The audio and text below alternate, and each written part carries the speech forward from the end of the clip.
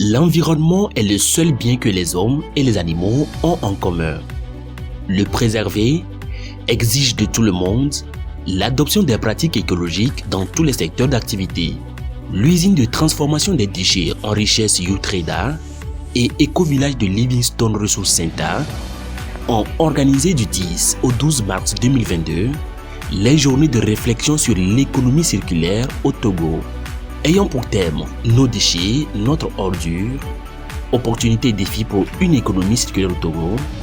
Cette initiative vise à permettre aux divers acteurs de partager leur expérience sur les différents secteurs d'activité de l'économie verte au Togo et la manière dont chacune de ces activités peut contribuer à la sauvegarde et la protection de l'environnement.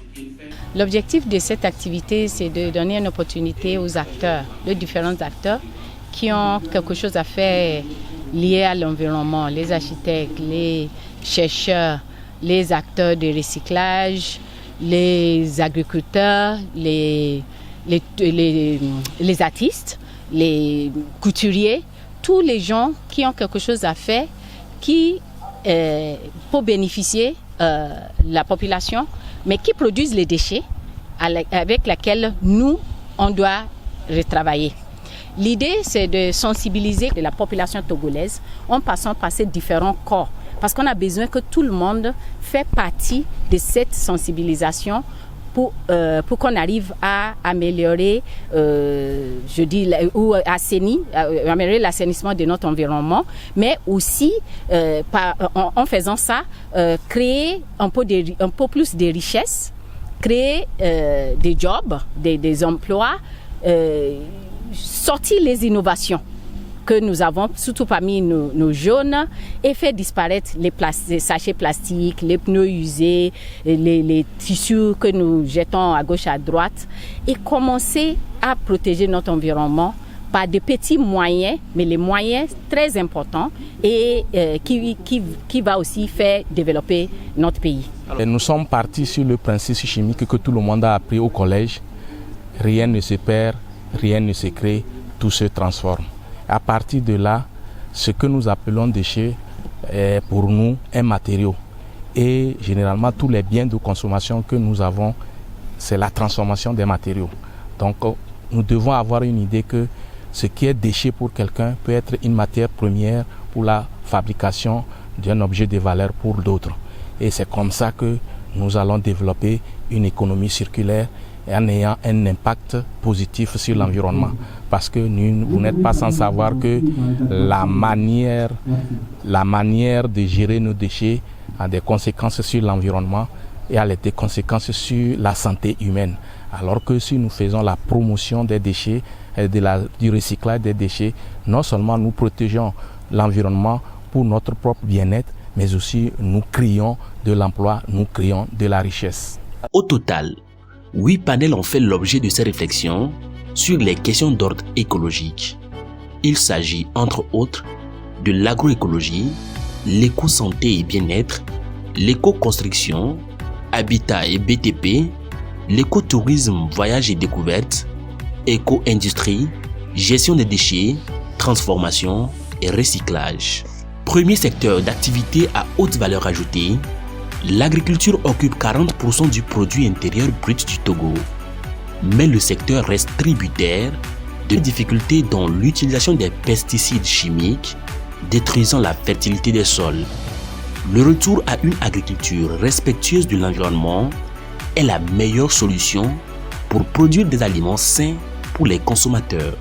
Quand on parle de l'agroécologie, nous parlons de plusieurs choses, mais la simple définition, la définition la plus simple, c'est une agriculture respectueuse de l'environnement, c'est simple.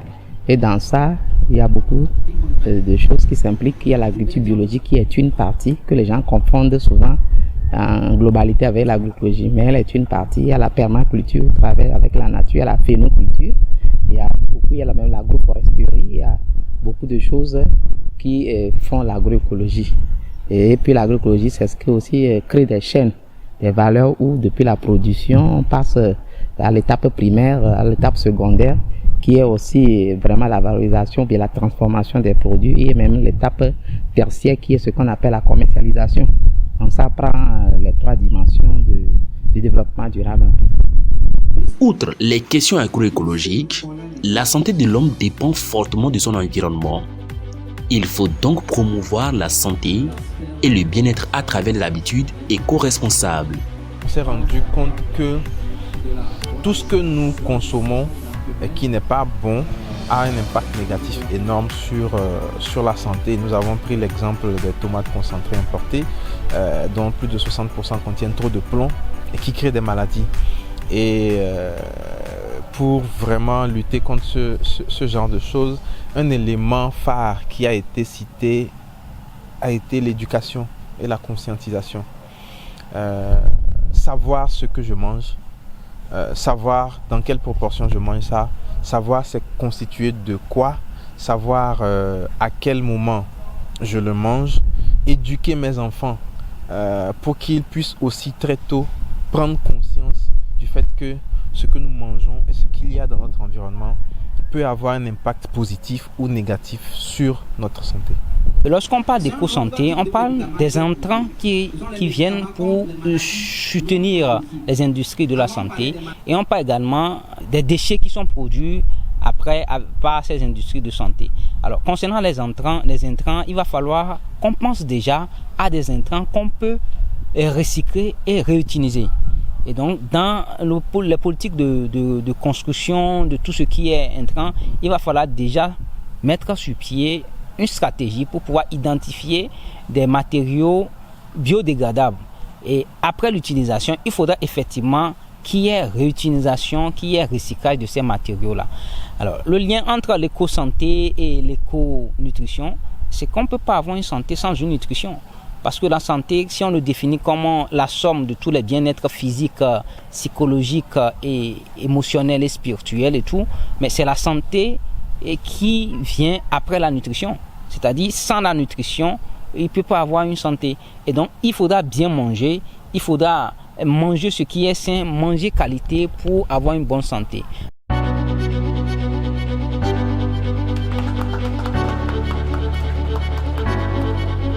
Si tout le monde a un rôle à jouer dans la lutte contre les changements climatiques, les médias ont une grande part de responsabilité dans la communication sur les questions écologiques.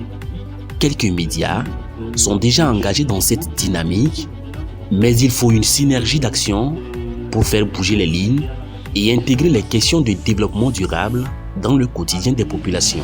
À AgriDigital, un média traitant des thématiques en rapport avec le développement durable, l'environnement est au cœur et l'épine dorsale de notre objectif.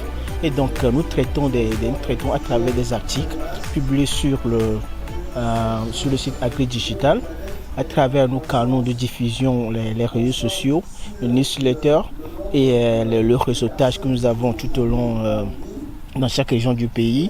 Nous essayons d'informer les gens, de sensibiliser la population sur les pratiques à adopter afin de préserver notre environnement qui est, je pense, qui constitue vraiment un élément fondamental pour le développement de notre pays. Développement durable, c'est aussi un mode de vie qui intègre les architectures écologiques. Avec l'augmentation du niveau de la température et ses répercussions, la solution serait d'aller vers la construction des villes durables avec des matériaux ayant moins d'impact sur la nature. L'éco-construction, ça fait partie des concepts nouveaux apparus dans le sillage de tout ce qu'on rencontre aujourd'hui comme problèmes environnementaux. Parce que les matériaux de construction sont des matériaux qui doivent respecter l'écologie, c'est-à-dire l'équilibre de la nature. Et donc on fait de plus en plus attention à ce que les matériaux qu'on utilise dans la construction et la manière de construire, la manière d'imaginer la vie de ces constructions puissent respecter l'écologie, c'est-à-dire l'équilibre entre les différents éléments. On est dans une ère très difficile où le réchauffement climatique, la fonte des glaces, etc., menacent dangereusement l'existence humaine sur la Terre. Donc toutes les mesures qu'on peut prendre pour réduire, freiner ça, sont essentielles. D'abord, dans l'éco-construction, il y a des avantages écologiques, bien sûr, économiques aussi, climatiques aussi. Et puis, ça vise à créer une harmonie. Vous voyez par exemple quand on construit à base des matériaux locaux, si on doit réparer, on a les matériaux sur place. Si on choisit bien ces matériaux pour la construction et la façon de faire la construction, on n'a pas besoin d'énergie parce que aujourd'hui les énergies fossiles s'épuisent. Même les matériaux de construction qu'on va prélever dans la nature qui ne sont pas renouvelables fait qu'il n'y a pas de durabilité. On ne peut pas continuer à construire comme on construit sans tenir compte de l'écologie indéfiniment. On va épuiser les ressources. Donc l'avantage premier, c'est pour l'humanité, avant d'être pour chacun d'entre nous, même si au départ il faut investir plus d'argent, un peu plus d'énergie, on gagne à la fin dans la durée. C'est de ça qu'il s'agit. Quand on parle de l'éco-construction, moi, je vais dire que ma responsabilité, ma fonction, ça va être de dire que l'éco-construction, c'est remettre l'humain au cœur de la construction, la personne humaine au cœur de la construction. Pour moi, en tant qu'anthropologue, s'il faut utiliser un outil, c'est construire avec les individus, construire ensemble, co-construire. Et je crois que quand on est bien, qu'on est bien dans sa tête, qu'on est bien dans son corps, qu'on est bien dans son habitation, on peut aller très loin. La notion de ville durable et patrimoine culturel contribue à la préservation de la biodiversité et incite à l'écotourisme. Des pratiques qu'il faut promouvoir pour le développement de l'économie locale et la conservation des écosystèmes naturels. L'écotourisme, c'est une forme de tourisme qui est pratiquée dans des espaces naturels. Dans le but de préserver le couvert végétal, dans le but de préserver la faune. Et aussi l'écotourisme, c'est quoi? C'est une forme de tourisme qui œuvre pour le bien-être des populations. Bien-être en ce sens que dans la pratique de l'écotourisme, il faut que les emplois qui sont créés, que les locaux puissent participer à ces activités pour avoir un revenu et améliorer les conditions de vie. Mais aussi, il faut parler de la valorisation de la culture de l'autre. C'est-à-dire quoi? Il faut respecter les croyances, par exemple, la culture de la population locale. Donc, en résumé, il faut respecter les principes de durabilité. De l'écotourisme, il faut prendre le volet environnemental, ne pas détruire l'environnement, le volet culturel, c'est-à-dire respecter les valeurs, et le volet économique pour leur bien-être. Nous sommes dans l'écotourisme solidaire et les actions humanitaires. Donc nous organisons des camps chantiers qui permettent aux locaux, d'abord parce que la plupart des gens pensent que quand on parle de camp chantier, il va falloir que le volontaire vienne de l'extérieur. Non, c'est nous qui avons le besoin pour réhabiliter une école, pour construire une école. Donc nous organisons ces chantiers-là pour les locaux d'abord et les internationaux qui viennent s'ajouter. Ça permet aux jeunes locaux de participer à ces activités qui vont dans l'intérêt de tous, et durant les week-ends, nous faisons des excursions qui nous amènent vers les sites touristiques à découvrir et à rencontrer la population locale qui a besoin de nous, qui a besoin de notre apport, de notre soutien. Je vais inviter notre population, les chefs traditionnels, les élus locaux à redéfinir certains axes qui permettront aux jeunes, à la population même, de pouvoir s'organiser et aller découvrir l'autre. On peut faire le jumelage. L'intercommunalité aujourd'hui doit être une réalité et sortir des discours théoriques pour que la population de Thiévié puisse venir à Palimé, la population de Palimé puisse aller à Adeta, de Adeta à Tapamé, jusqu'au nord du Togo. Et en ce moment, le Togolais comprendra qu'en réalité, nous ne sommes qu'un. L'art est l'expression du beau, et le beau n'est autre que le reflet de la nature. Des artistes trouvent leur sujet de peinture ou de plasticulture dans la nature. Une action de recyclage qui positionne l'art au service de l'écologie. On s'est enrichi de nouvelles possibilités de faire l'action commune de protection de l'environnement à travers nos différents métiers. Nous utilisons, à travers nos créations, nous utilisons des matières totalement made in Togo. Les tissus batiks, les tissus tissés à la main par nos artisans tisserands. Et donc, nous travaillons à la vulgarisation de la mode faite par ces matières-là. Nous essayons de faire cette promotion et d'habituer les gens à la consommation locale. Avant de peindre, il faut que la chose que j'appeine, ou bien ce qui doit me pousser à peindre, c'est la nature qui me l'impose. C'est pour cela que je dis souvent aux gens, mais ils me voient un peu bizarre que des fois des objets m'appellent. Genre quand je passe, l'objet me voit, je vois l'objet. Quand je veux dépasser l'objet de 10 mètres ou bien de 100 mètres, mais je sens qu'on m'appelle quoi. Et c'est l'objet là qui m'appelle. Donc je suis obligé de retourner et prendre ça. Donc c'est à peu près c'est ça. Donc tout ce qui est jeté, tout ce qui, je vois que ça pourrait endommager la nature. Je fais pour, bon je peux pas tout faire quand même, mais je fais de mon mieux en fait. Donc c'est mon approche de l'art. Donc je m'inspire de la nature comme je le dis souvent. Donc c'est la nature qui m'impose ma peinture, c'est la nature qui m'impose mes œuvres. Pour promouvoir des pratiques écologiques à tous les niveaux d'âge, il faut sensibiliser à la base les enfants sur la protection de l'environnement. Une population éduquée aux habitudes et connaissances écologiques est gage de développement durable. Le programme Moi Je vais trier fait de sorte que nous équipons les écoles volontaires d'accueillir notre programme de bacs de tri sélectif et nous accompagnons ces matériels de sensibilisation et de formation aux gestes éco-citoyens. Nous formons les élèves sur les enjeux environnementaux, les enjeux du tri de déchets et des énergies renouvelables principalement. Donc concrètement, comment est-ce que ça marche? Nous venons dans l'école et si le directeur ou le dirigeant de l'école est volontaire pour accueillir nos programmes, nous faisons une petite analyse en fonction des données qui sont internes à nous et nous amenons des bacs de tri. 3 bacs, un qui est bleu pour les métaux, un qui est jaune pour le papier et un qui est vert pour le plastique. Donc lorsque l'équipement ou ces équipements sont mis à disposition de l'école, les équipes viennent derrière pour faire des séances de sensibilisation et des formations des élèves sur les gestes éco-citoyens et les consignes de tri. Donc concrètement, ça a l'air d'ateliers ludiques.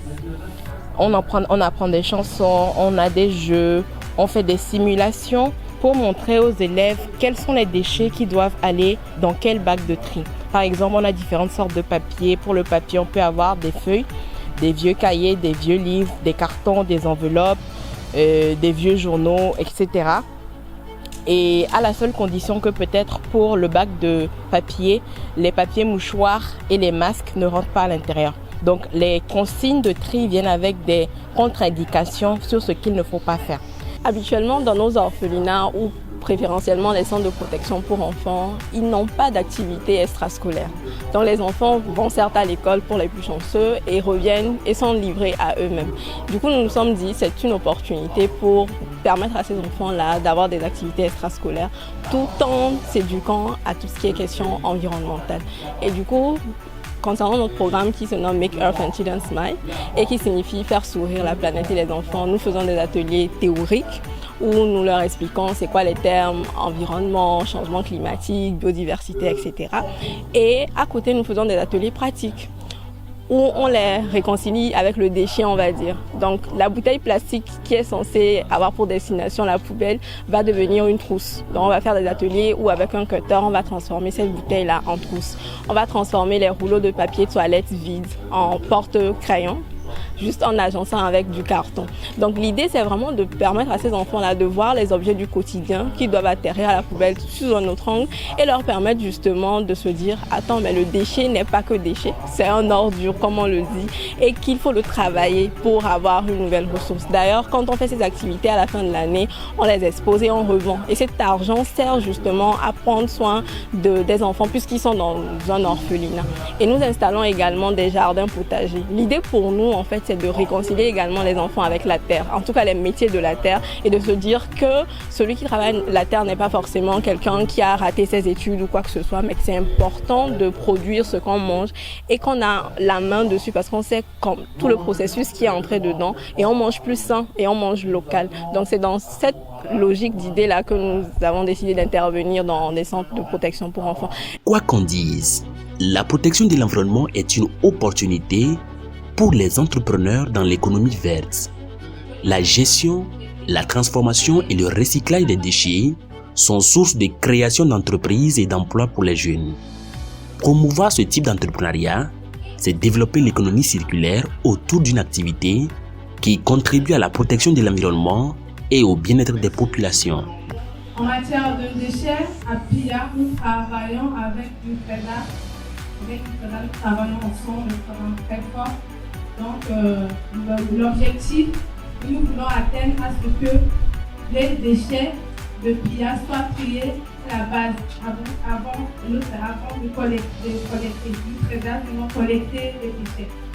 Et c'est pas facile, ce n'est pas facile d'avoir d'atteindre les objectifs parce que UFEDA nous recommande de trier. Donc, UFEDA nous dire que d'abord de disposer les bacs à ordures séparés. Donc, ça va nous permettre de trier les déchets comme les déchets plastiques, les papiers, cartons, les métaux, etc. Sur le déchet, je pense que on fait beaucoup de transpositions avec l'extérieur. Je suis un pur produit de l'extérieur. J'ai eu ma formation, j'ai appris mon métier dans un grand groupe français, le deuxième géant mondial des services de l'environnement, Suez. Quand je suis arrivé au Togo, je suis arrivé avec un certain mindset. Et il a fallu redéfinir un peu rapidement le cadre. Malheureusement, au niveau des gouvernants, au niveau des techniciens, au niveau des mairies, on n'arrive pas encore à dire stop à l'aide ou à la façon dont l'aide doit arriver. Je vais m'expliquer. Nous ne savons pas encore dire ou encore définir notre propre référentiel de gestion des déchets. Et ça représente un frein énorme pour nous. Je vais m'expliquer encore une fois.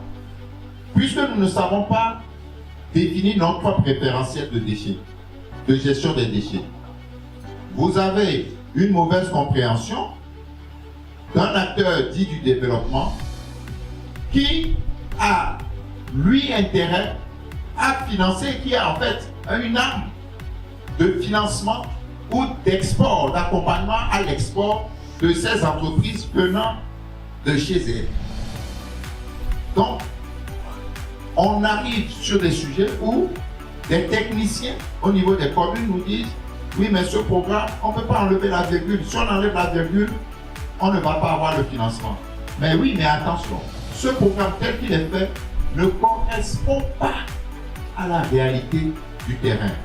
C'est aussi un warning qu'il faut avoir. Ça veut dire qu'on a beaucoup de travail à faire. Un exemple concret, c'est le centre d'enfouissement d'ATP. Ça, c'est un exemple concret. C'est important qu'on puisse en parler. Il faut que ce sujet tombe dans le débat public pour que les autorités puissent savoir, comprendre ce dont on parle. Moi, ce n'est pas un secret pour moi, je le dis publiquement sur les dons de RFI ou quoi que ce soit.